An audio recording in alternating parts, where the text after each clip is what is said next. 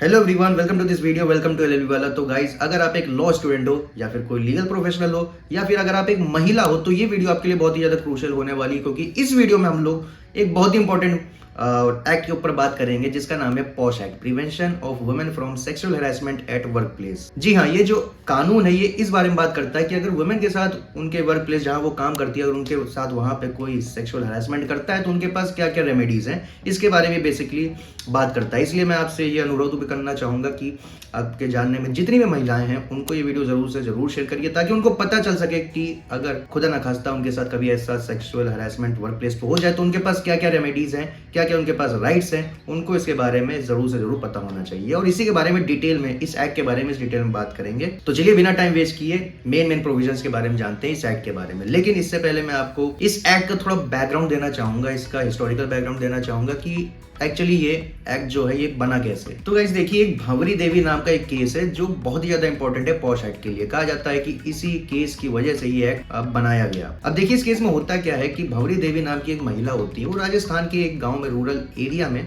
Grass root level पे state government का एक वुमेन डेवलपमेंट प्रोग्राम में काम कर रही होती हैं। अब अपने काम के दौरान ये नोटिस करती हैं कि उस गांव में चाइल्ड मैरिजेस बहुत हो रही हैं, जो कि जिसको रोकना इनके मतलब काम का एक पार्ट है। लेकिन चीजें यहाँ पे इनके फेवर में नहीं जाती हैं, कुछ लोग मिलकर इनका गैंग रेप कर देते हैं वहां पे। फिर ये जस्टिस के लिए कोर्ट के पास जाती है, लेकिन काफी डिसअपॉइंटिंग वहां पे डिसीजन आता है और वो जो अक्यूज्ड होते हैं उनको वहां पे लोअर कोर्ट में अक्विट कर दिया जाता है। हालांकि बाद में हायर कोर्ट्स में अपील्स का सिलसिला चलता है, लेकिन यहाँ पे ये चीज नोटिस करने वाली है कि ये जो केस था इसको बहुत ही ज्यादा अटेंशन मिल गया था नेशनल लेवल पे, और यहाँ पे लोगों को नीड दिखी कि हाँ, हमारे पास एक ऐसा कानून होना चाहिए जो प्रिवेंशन करे वुमेन का sexual harassment at work place. तो इसी के सिलसिले में 1997 में सुप्रीम कोर्ट के अंदर पिटीशंस डाली गई कि हाँ, ऐसा कानून बनाया जाए, और इन पिटीशंस को सुप्रीम कोर्ट ने एक्सेप्ट कर लिया। यहाँ पे लीड पिटिशनर विशाखा थी, तो विशाखा गाइडलाइंस नाम की गाइडलाइंस रिलीज की सुप्रीम कोर्ट ने, इसमें लिखा गया था कि sexual harassment at work place कैसे प्रिवेंट किया जा सकता है। तो गाइस, ये एक बहुत ही ज्यादा इंपॉर्टेंट केस था। आप इसको prevention of sexual harassment at work place guidelines कह सकते हो, और ये आप एक बहुत बड़ा एग्जाम्पल ले सकते हो जुडिशियल एक्टिविज्म का।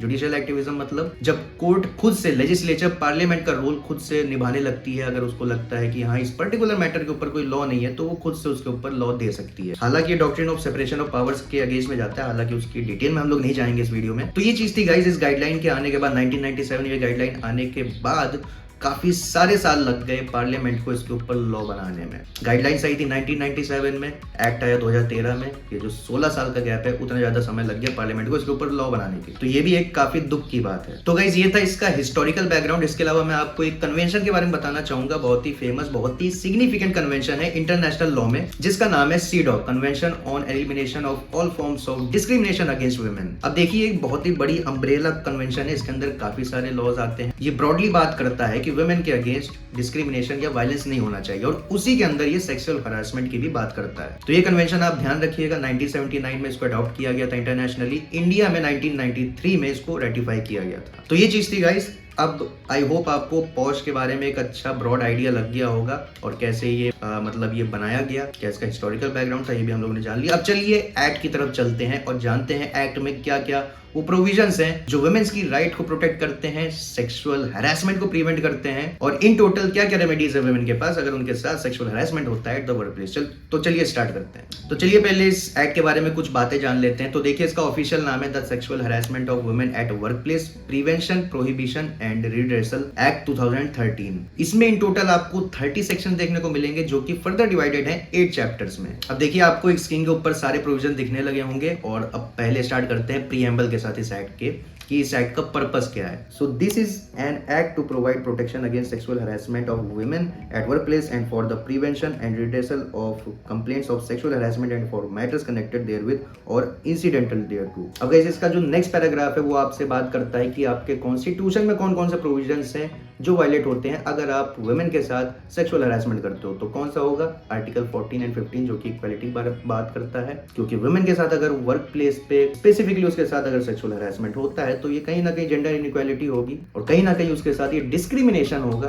That is why it goes against article 14 and 15। फिर इसके बाद जो अगला वायलेशन है वो है आर्टिकल 21 के साथ, जो कि बात करता है right to life and personal liberty. इसमें एक्सप्लेन करने जैसा है नहीं, कुछ सेल्फ एक्सप्लेनेटरी है। इसके बाद आर्टिकल 19(1)(g जो कि इस पैराग्राफ पैराग्राफ में आपको एक्सप्लिसिटली ये नंबर देखने को मिलेगा नहीं, लेकिन ये इसी का आर्टिकल है, right to practice any profession और to carry on any occupation, trade और business which includes a right to a safe environment free from sexual harassment. तो ये चीज है, अगर वुमेन के साथ अगर सेक्सुअल हैरेसमेंट होता है तो सीधे सीधे उसकी 3-4 राइट्स, कॉन्स्टिट्यूशनल राइट्स वायलेट होती हैं, फंडामेंटल राइट्स 14, 15, 19 एंड 21। फिर इसके बाद जो पैराग्राफ है वो सीडॉ के बारे में बात करता है, जो कि मैंने आपको ऑलरेडी बता दिया है। अब चलिए गाइस सीधे सेक्शन 2 के ऊपर बात करते हैं, जो कि डेफिनेशंस के बारे में बात करता है। बहुत ही इंपॉर्टेंट सेक्शन है ये, कि अगर हम लोग सेक्सुअल हैरेसमेंट के बारे में बात करते हैं तो उसकी डेफिनेशन क्या है, क्या क्या सेक्सुअल हैरेसमेंट माना जाएगा। अगर हम लोग कोई अग्रीव्ड वुमन के बारे में बात करते हैं तो अग्रीव्ड वुमन किसको कहा जाएगा, वर्क प्लेस के बारे में बात कर रहे हैं, एम्प्लॉयर के बारे में बात करेंगे तो वो लोग क्या क्या हैं। तो पहले अग्रीव्ड वुमन की डेफिनेशन देख लेते हैं। तो अग्रीव्ड वुमन की डेफिनेशन क्या कहता है, ऐसी वुमन जो कि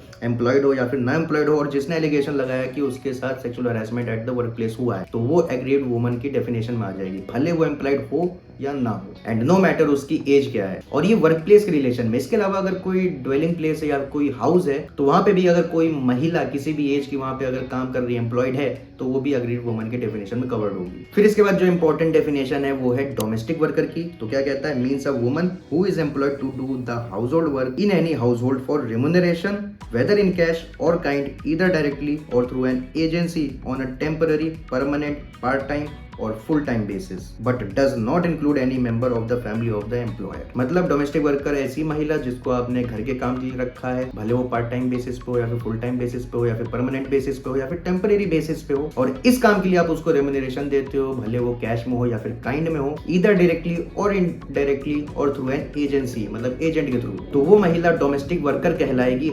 यहाँ पे एक एक्सेप्शन ये है कि जो एम्प्लॉयर, उसकी फैमिली में अगर कोई महिला फैमिली मेंबर है तो वो डोमेस्टिक वर्कर की डेफिनेशन में नहीं आएंगी। फिर इसके बाद आप एम्प्लॉय की डेफिनेशन देख सकते हो, इसमें कुछ समझाने जैसा है नहीं, सेल्फ एक्सप्लेनेटरी है, आप पॉज करके उसको पढ़ सकते हो। फिर इसके बाद एम्प्लॉयर की डेफिनेशन देख लेते हैं, वो भी बहुत ज्यादा इंपॉर्टेंट है। तो ये क्या कहता है कि अगर कोई ऐसा डिपार्टमेंट है, ऑर्गेनाइजेशन, अंडरटेकिंग है, एस्टेब्लिशमेंट है, एंटरप्राइज है, इंस्टीट्यूशन है, ऑफिस है, ब्रांच है उसकी, या फिर कोई unit of the appropriate government और लोकल अथॉरिटी, तो ऐसी जगहों का जो हेड है या फिर कोई ऑफिसर है appointed by the appropriate government या फिर लोकल अथॉरिटी, तो उसको एम्प्लॉयर माना जाएगा। इसमें जो दूसरी बात लिखी गई है वो ये लिखी गई है कि अगर कोई व्यक्ति मैनेजमेंट का काम कर रहा है तो उसको भी एम्प्लॉयर माना जाएगा। इसका एक्सप्लेनेशन और थोड़ा डिटेल दे देता है, कहता है कि अगर ऐसा कोई व्यक्ति या कोई कमेटी या कोई बोर्ड है जो कि फॉर्मुलेशन का काम करता है policies for that work place, तो वो भी मैनेजमेंट की डेफिनेशन में आएगा। फिर जो तीसरा सब क्लॉज कह रहा है वो ये कह रहा है कि जो पहले के 2 सब क्लॉजेस है उसमें अगर कोई पर्सन कॉन्ट्रेक्चुअल ऑब्लिगेशन डिस्चार्ज कर रहा है इन रिस्पेक्ट टू हिज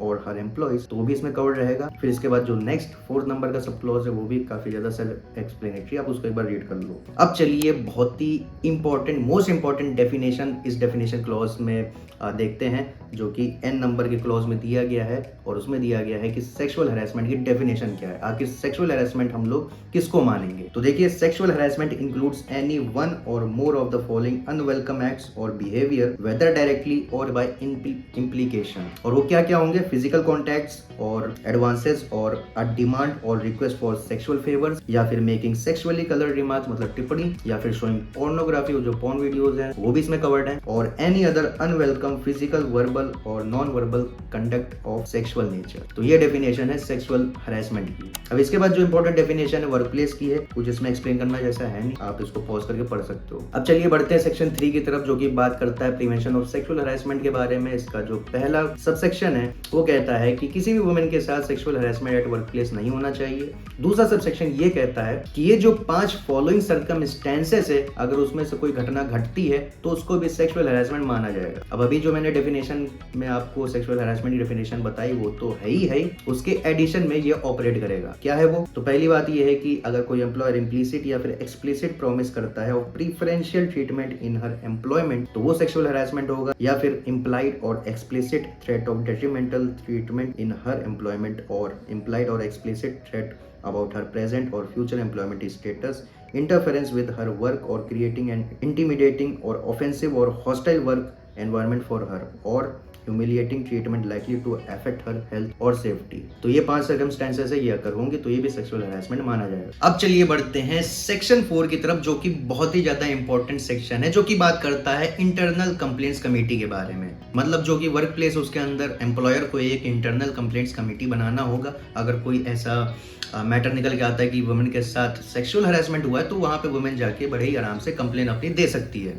अब सिर्फ उसी वर्क प्लेस पे नहीं, बल्कि अगर उस वर्क प्लेस के अगर कोई और भी फर्दर ऑफिसेस हैं या फिर डिविजन है, सब डिविजन है, तो हर जगह इंटरनल कंप्लेंट्स कमेटी बनाई जाएगी। अब चलिए इस इंटरनल कंप्लेंट्स कमेटी की मतलब कॉन्स्टिट्यूशन के बारे में बात कर लेते हैं, कितने मेंबर्स होंगे, कौन कौन वो होंगे। तो देखिए एटलीस्ट 4 मेंबर्स होंगे इस कमेटी के अंदर। तो देखिए जो प्रिसाइडिंग ऑफिसर होगी वो होगी एक वुमन, महिला होगी। कौन होगी वो? जो उस वर्क प्लेस के जो एम्प्लॉइज है उन्हीं में से उनको चुना जाएगा। लेकिन यहाँ पे इंपॉर्टेंट ये नोटिस करने वाला कि जो वुमेन है वो एक इंपॉर्टेंट मतलब पोजीशन होल्डर है, वहां पे वर्क प्लेस में एक सीनियर लेवल पे काम करती हैं। लेकिन इसके प्रोवाइजो में दिया गया है कि अगर ऐसी कोई महिला वहां पे नहीं है, तो मैंने आपको बताया था ना वर्क प्लेस के डिवीजन सब डिवीजन हो सकते हैं जहाँ पे आईसीसी होगी, तो वहां पे अगर ऐसी कोई महिला मिलती है उस डिवीजन सब डिवीजन में उस वर्क प्लेस के, तो उन अदर ऑफिसर्स में से भी उनको नॉमिनेट किया जा सकता है। फर्दर प्रोवाइजो में ये कहा गया है कि अगर तब भी नहीं मिलती हैं, तो जो भाई जो सेम एम्प्लॉयर है उसके अगर अदर वर्क प्लेसेस हैं तो वहां से एक महिला अपॉइंट की जाएंगी। तो पहली बात ये थी प्रिसाइडिंग ऑफिसर वुमेन होंगी। अब जो दूसरी चीज है वो ये है कि एटलीस्ट 2 मेंबर्स इस कमेटी में ऐसे होने चाहिए जो कि एम्प्लॉयज से ही वहां पे नॉमिनेट किए जाएंगे, और ये ऐसे व्यक्ति होने चाहिए जो कि कमिटेड है to the cause of women, या फिर सोशल वर्क में उनका एक्सपीरियंस रह चुका है, या फिर उनको लीगल नॉलेज है। तो ऐसे लोगों को यहाँ पे नॉमिनेट किया जाएगा। तो 3 मेंबर हो गए। अब चौथे मेंबर के बारे में जानते हैं। तो जो 4th नंबर का मेंबर है वो बिलोंग करना चाहिए किसी एनजीओ के साथ, या फिर कोई ऐसी एसोसिएशन जो कि वुमेन के कॉज से रिलेटेड काम करती है, या फिर कोई ऐसा व्यक्ति हो जो कि सेक्सुअल हरासमेंट से रिलेटेड जो इश्यूज है उनके साथ फैमिलियर। तो ये 4 मेंबर होंगे इस कमेटी के अंदर। और यहाँ पे एक और इंपॉर्टेंट बात है जो नोटिस करनी चाहिए आपको, मतलब नोट कर लेना चाहिए, वो ये है कि half of these members must be women, मतलब 50% जो मेंबर्स है इस कमेटी में वो वुमेन होनी चाहिए। अब जो प्रिसाइडिंग ऑफिसर्स है या अदर मेंबर्स है इस कमेटी के अंदर, उनका टेन्योर 3 साल का होने वाला है। और ये जो मेंबर्स ये जो कमेटी के हैं या फिर जो प्रिसाइडिंग ऑफिसर्स, उनको उनकी पोजीशन से भी हटाया जा सकता है इस कमेटी के अंदर। 4 ग्राउंड से मेनली इनके। पहला है कि अगर वो सेक्शन 16 का कॉन्ट्रावेंशन कर देते हैं तो हटाया जा सकता है, इसके बारे में आगे चल के बात करेंगे। दूसरी बात ये है कि अगर किसी लॉ के तहत उन्होंने कोई ऑफेंस किया हुआ है या फिर कोई ऑफेंस की प्रोसीडिंग उनके अगेंस्ट चल रही है तो भी हटाया जा सकता है। तीसरी बात ये है कि अगर कोई डिसिप्लिनरी प्रोसीडिंग उनके अगेंस्ट चल रही है या फिर उसके अंदर दोषी पाए जाते हैं तो उनको हटाया जा सकता है। और चौथी बात, अगर उन्होंने अपनी इस पोजीशन का गलत इस्तेमाल किया तो भी उनको हटाया जा सकता है। तो अगर ये सारे ग्राउंड में से कोई भी ग्राउंड मीट करता है तो ऐसे मेंबर या फिर प्रिसाइडिंग ऑफिसर को उनकी पोजीशन से हटाया जा सकता है। फिर जो वैकेंसी होगी उस पर फिर से नॉमिनेशन किया जा सकता है। यही पूरा है आपका इंटरनल कंप्लेंट्स कमेटी के बारे में। बहुत ही इंपॉर्टेंट कमेटी है जिसके बारे में आपको पता होना चाहिए। अब चलिए लोकल कंप्लेंट्स कमेटी के बारे में बात कर लेते हैं। तो देखिए जो मैंने आपको आईसीसी के बारे में बताया, इंटरनल कंप्लेंट्स कमेटी, वो ऐसे वर्क प्लेस के लिए मतलब ऑपरेट करता है जहां पे एटलीस्ट 10 वर्कर्स हो, मतलब वो ऑर्गेनाइज सेक्टर हो, तो वहां पे आईसीसी का कॉन्स्टिट्यूशन होता है। लेकिन उन जगहों का क्या होगा जहां पे 10 से कम वर्कर्स काम करते हैं, अनऑर्गेनाइज सेक्टर है, तो उनके लिए क्या होगा? तो इसके लिए उनका प्रोविजन बनाया गया है लोकल कंप्लेंट्स कमेटी। तो देखिए जो एप्रोप्रिएट गवर्नमेंट होगी वो एक डिस्ट्रिक्ट ऑफिसर को अपॉइंट करेगी जो कि लोकल कंप्लेंट्स कमेटी का गठन करेगा एट द डिस्ट्रिक्ट लेवल। और ये जो लोकल कमेटी होगी वो उन केसेस के साथ डील करेगी, मतलब जैसे ऐसे वर्क प्लेसेस जहां पे मतलब strength of the workers is less than 10, या फिर दूसरी बात अगर ये हो कि जो कंप्लेंट है वो अगेंस्ट द एम्प्लॉयर हिमसेल्फ हो, तो उस केस में ये जो कंप्लेंट्स होंगी वो लोकल कंप्लेंट्स कमेटी के पास आएंगी। तो जो डिस्ट्रिक्ट ऑफिसर है वो हर तालुक, तहसील या फिर ब्लॉक लेवल पे एक नोडल ऑफिसर रखेगी, या फिर आप शहर में देखो तो वार्ड होता है, म्युनिसिपैलिटी होती है, तो वहाँ पे लेवल पे एक ऑफिसर रखेगी जो कि इन कंप्लेंट्स को रिसीव करे। और इन कंप्लेंट्स को रिसीव करने के बाद उसको एलसीसी लोकल कंप्लेंट कमेटी को 7 दिन के अंदर वो कंप्लेंट ट्रांसफर करनी होगी। अब चलिए लोकल कंप्लेंट्स कमेटी के बारे में जानते हैं कि इसकी कॉन्स्टिट्यूशन कैसे है, कितने मेंबर्स यहाँ पे होंगे। तो देखिए जो इसकी चेयरपर्सन होंगी वो फिर से महिला होंगी, और ये ऐसी एमिनेंट महिला होनी चाहिए जो सोशल वर्क काफी ज्यादा करती हैं या फिर वुमेन का जो कॉज है उससे बहुत ज्यादा कमिटेड। अब जो दूसरी मेंबर होंगी वो ऐसी महिला होंगी जो ब्लॉक, तहसील, तालुक या फिर वार्ड या फिर म्युनिसिपैलिटी लेवल पे काम करती है डिस्ट्रिक्ट के अंदर, तो उनको नॉमिनेट किया जाएगा। अब इसके बाद जो 2 मेंबर्स होंगे उसमें से कम 1 मेंबर ऐसी होनी चाहिए जो कि एनजीओ को बिलोंग करती है, या फिर कोई ऐसी एसोसिएशन हो जो वुमेन के लिए काफी ज्यादा काम करती है, या फिर कोई ऐसा व्यक्ति हो जो कि वुमेन के कॉज से मतलब ये जो सेक्सुअल हैरेसमेंट का जो इशू है उसके बारे में अच्छी खासी नॉलेज रखता है। प्लस इनमें से एक व्यक्ति कम से कम ऐसा होना चाहिए जिसका लीगल बैकग्राउंड हो या फिर उसको लीगल नॉलेज हो, और प्लस इसके अलावा इसमें कम से कम एक ऐसी महिला होनी चाहिए जो SC, ST या फिर OBC कैटेगरी को बिलोंग करती है। इसके अलावा कोई ऐसा ऑफिसर डिस्ट्रिक्ट लेवल पे जो कि डील करता है विद सोशल वेलफेयर या फिर चाइल्ड या फिर वुमेन डेवलपमेंट के साथ, तो तो वो इस कमेटी का एक्स ऑफिशियो मेंबर बनेगा। और टेन्योर के बारे में अगर मैं बात करूँ चेयरपर्सन का और जो अदर मेंबर्स हैं इस कमेटी के अंदर, उनका वही 3 साल होने वाला है जैसा आईसीसी में था वैसा एलसीसी में भी है। और किसी मेंबर को अगर या फिर चेयरपर्सन को अगर हटाना है तो ये वही ग्राउंड्स होंगे जो मैंने आपको आईसीसी में जो 4 ग्राउंड्स बताए थे वही यहाँ पे भी एप्लीकेबल होंगे। तो ये था एलसीसी के बारे में, लोकल कंप्लेंट्स कमेटी के बारे में। अब चलिए मोस्ट इंपॉर्टेंट सेक्शन की तरफ चलते हैं जो कि है सेक्शन 9, जो कि बात करता है कंप्लेंट। अगर कंप्लेंट वुमेन को करना है टू आईसीसी या फिर एलसीसी तो वो कैसे कर सकती है। तो पहली बात तो ये है जो कंप्लेंट होगी वो रिटन में होगी, प्लस जिस दिन वो इंसिडेंट हुआ या फिर सीरीज ऑफ इंसिडेंट हुआ, इसका जो लास्ट इंसिडेंट था उस डेट से लेके 3 महीने के अंदर वुमेन को इन राइटिंग वो कंप्लेंट करनी होगी टू आईसीसी या फिर एलसीसी। लेकिन मान लीजिए अगर कोई ऐसा सर्कमस्टेंस क्रिएट हो जाए जहां पे वुमेन राइटिंग में कंप्लेंट नहीं दे पा रही है, तो जो प्रिसाइडिंग ऑफिसर है जो आईसीसी के या फिर चेयरपर्सन है एलसीसी की, उनको अपनी पूरी सहायता देनी होगी ऐसी सच वुमेन को, ताकि वो अपनी जो कंप्लेंट है उसको राइटिंग में दे सके। अब यहाँ पे एक और इम्पोर्टेंट बात है ये कि जो मैंने आपको 3 महीने की टाइम लिमिट बताई कि उसके अंदर उस वही महिला को कंप्लेंट करनी है, कोई पत्थर की लकीर नहीं है, इसको एक्सटेंड भी किया जा सकता है। अगर वो महिला कोई जेन्युइन रीजन ले आए और आईसीसी एलसीसी को सेटिस्फाई कर दे कि हाँ इस रीजन की वजह से मैं 3 महीने के भीतर अपनी कंप्लेंट नहीं कर पाई, तो अगर इस चीज से सेटिस्फाई हो जाती है कमेटी तो 3 महीने के बाद भी उस कंप्लेंट को एक्सेप्ट किया जा सकता है। अब इसके बाद जो नेक्स्ट चीज कही गई है सेक्शन के अंदर वो ये है कि अगर कोई ऐसी महिला है जो कि खुद से कंप्लेंट नहीं कर पा रही है due to her mental incapacity या फिर फिजिकल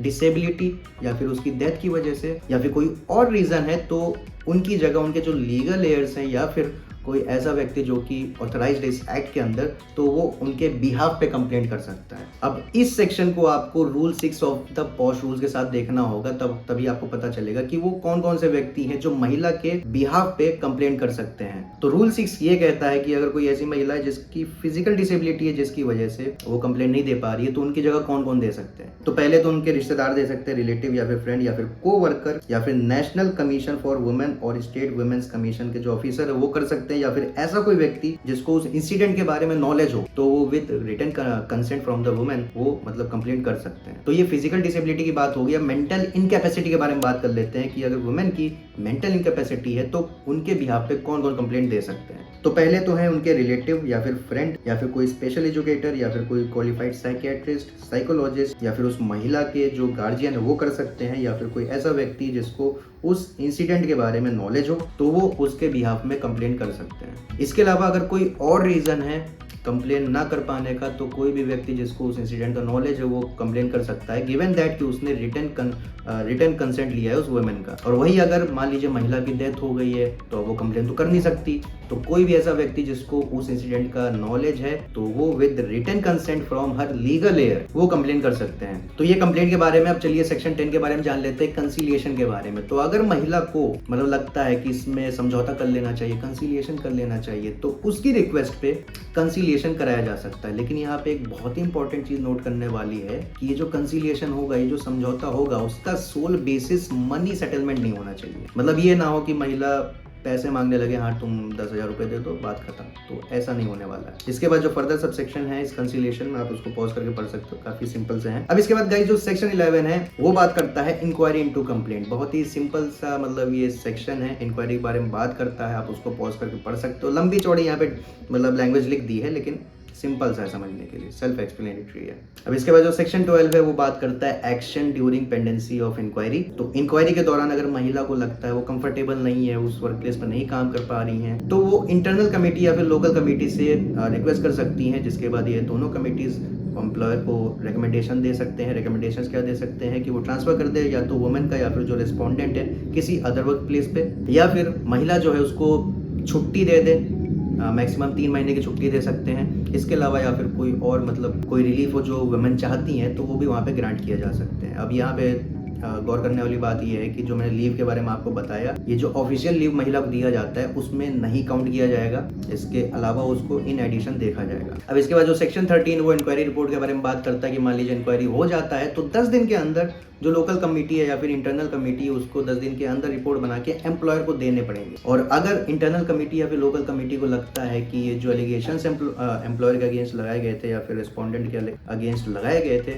अगर वो बेबुनियाद हैं, फेक हैं, तो वो रिकमेंड कर सकती है टू द एम्प्लॉयर या फिर डिस्ट्रिक्ट ऑफिसर कि इस केस में कोई भी एक्शंस लेने की जरूरत नहीं है। लेकिन इसकी जगह अगर रिस्पोंडेंट को दोषी पाया जाता है तो यहाँ पे 2 सिनेरियोज हो सकते हैं। पहला तो ये है कि जो रिस्पोंडेंट है वहाँ पे ये उसका सेक्सुअल हैरेसमेंट जो उसने किया उसको एज अ मिसकंडक्ट माना जाएगा as per his service rules और उसी के अकॉर्डिंग उसके ऊपर एक्शन लिया जाएगा। या फिर दूसरी बात यह है कि उसके जो सैलरी है या फिर उसके वेजेस है उसमें से डिडक्शन करके कॉम्पनसेशन महिला को दिया जा सकता है, एग्रीड वुमन को। और अगर उसके सैलरी वेजेस में से डिडक्शन नहीं कर पा रहे एम्प्लॉयर तो उस जो रिस्पोंडेंट है उसको वो लोग डायरेक्ट कर सकते हैं कि इतना अमाउंट ये जो सम ऑफ मनी है ये आप अग्रीड वुमन को पे कर दो। अगर ये भी नहीं हो पाता है तो इसको फर्दर सेंड कर दिया जाएगा as a matter of land revenue, arrear of land revenue to the concern district officer. तो ये चीजें होने वाली हैं और ये जो रिकमेंडेशन आएगी उसके ऊपर एम्प्लॉयर या फिर डिस्ट्रिक्ट ऑफिसर को 2 महीने के अंदर मतलब 60 डेज के अंदर उनको एक्ट करना होगा। इसके अलावा जो सेक्शन 14 है इसके बाद वो भी बहुत ज्यादा इंपॉर्टेंट हो जाता है क्योंकि ये बात करता है कि मान लीजिए अगर कंप्लेनेंट ने जो कि महिला है वो कोई फॉल्स एलिगेशन रिस्पोंडेंट के ऊपर लगा देती है तो उस केस में क्या होगा।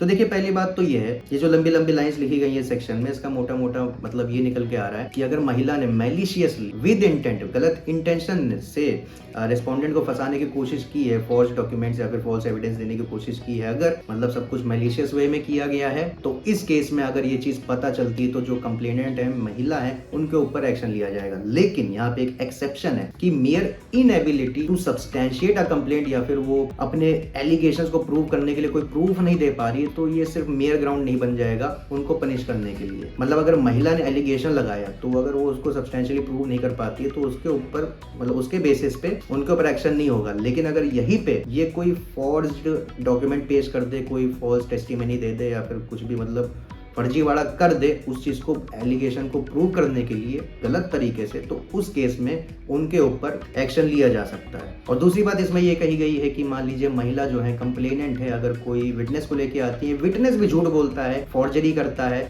फर्जीवाड़ा करता है, तो उसके ऊपर भी अगेंस्ट मतलब उसके अगेंस्ट भी एक्शन लिया जाएगा according to his service rules. इसके बाद जो सेक्शन 15 है वो डिटरमाइन करता है कि अगर जो कंप्लेनेंट है तो उसके लिए कॉम्पनसेशन कैसे मतलब डिटरमाइन किया जाएगा, क्योंकि आप जानते हो कि अगर सेक्सुअल हैरेसमेंट होता है तो उससे काफी ज्यादा वुमेन को लॉस हो जाता है, मेंटली डिस्टर्ब हो जाती है। तो इसके 5 ग्राउंड्स दिए गए हैं। पहला on the basis of trauma या फिर पेन या फिर सफरिंग जो भी उस वुमेन को कॉज हुआ है उस बेसिस पे डिसाइड किया जाएगा। दूसरा, इस इंसिडेंट की वजह से उनका करियर में कितना लॉस हुआ है वो भी डिसाइड करेगा। तीसरा, इस इंसिडेंट की वजह से उनके जो मेडिकल खर्चे आए हैं इलाज विलाज में वो भी देखा जाएगा।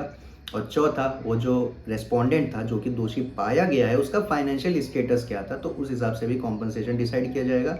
एंड लास्टली फिजिबिलिटी की ये जो पेमेंट है वो कितना लंपसम में किया जा सकता है या फिर कितना इंस्टॉलमेंट में किया जा सकता है। तो ये सारे ग्राउंड्स हैं। इसके बाद जो सेक्शन 16 है वो बात करता है कि जो कंप्लेंट्स में जो भी डिटेल्स दी गई हैं या फिर इंक्वायरी प्रोसीडिंग्स में जो भी चीज़ें हुई हैं उसकी डिटेल्स आप पब्लिक नहीं कर सकते हो। और ठीक है, इसके बाद जो सेक्शन 17 है वो इसी के बारे में सेक्शन 17 मतलब 16 में जो ऑफेंस दिया है उसका पनिशमेंट के बारे में बात करता है। तो पनिशमेंट क्या है वो डिसाइड करेगा सर्विस रूल्स, या फिर अगर सर्विस रूल्स नहीं है तो इन द मैनर प्रिस्क्राइब्ड। इसके बाद सेक्शन 18 अपील के बारे में बात करता है कि अगर डिसीजन से आप अगर सेटिस्फाइड नहीं हो, जो भी आईसी ने दिया है फिर एलसी ने दिया है या फिर जो सेक्शन 17 मैंने पनिशमेंट के बारे में बात किया उससे सेटिस्फाइड नहीं हो तो 3 महीने के अंदर आप अपील कर सकते हो। कहाँ पे? कोर्ट में या फिर ट्रिब्यूनल में। इसके बाद जो सेक्शन 19 है गाइस वो ड्यूटीज ऑफ एम्प्लॉयर के बारे में बात करता है। बहुत ही सिंपल सा सेक्शन, आप उसको बेयर रीडिंग कर सकते हो, आपको आराम से समझ में आ जाएगा। और इनफैक्ट गाइस इस सेक्शन के बाद जितने भी सेक्शन है अप टू सेक्शन 30 उसमें ज्यादा कुछ टेक्निकलिटीज नहीं है, आप उसको आराम से मतलब रीड कर सकते हो, वो आपको बड़े ही आराम से समझ में आ जाएंगे। मैं फर्जी फिर उसमें जबरदस्ती का उस पर एक्सप्लेनेशन देके इस वीडियो को बहुत ज्यादा लंबा नहीं करना चाह रहा हूँ। तो गाइस यही था इस वीडियो में। आई होप आपको ये